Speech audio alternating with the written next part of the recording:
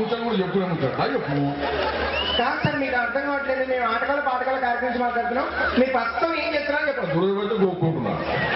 ఏం మాట్లాడుతున్నామో నాకు అర్థం. నా టెన్షన్ నాకున్నది ఒకటి కాదు, రెండు కాదు.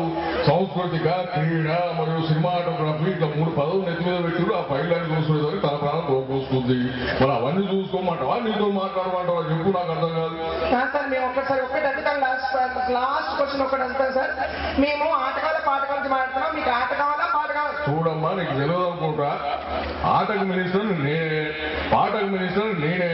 నీకేమన్నా ఆట పాట కావచ్చు, నువ్వు ఇళ్ళకి ఒకటి పట్టుకపోగానే నీ ఆట పాట నాకెందుకమ్మా అని చెప్పేసి ఫోన్ పెట్టేశారు అనమాట. ఈ విధంగా ఎం సత్యనారాయణ గారిని కూడా తీసుకొని సరదాగా చెప్పుకోవచ్చు. Thank you very much.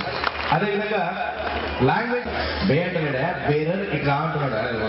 English వాళ్ళు తెలుగు రాదు, వాళ్ళు పిలిచినప్పుడు బేరర్ అని పిలిచినప్పుడు నమస్తే సార్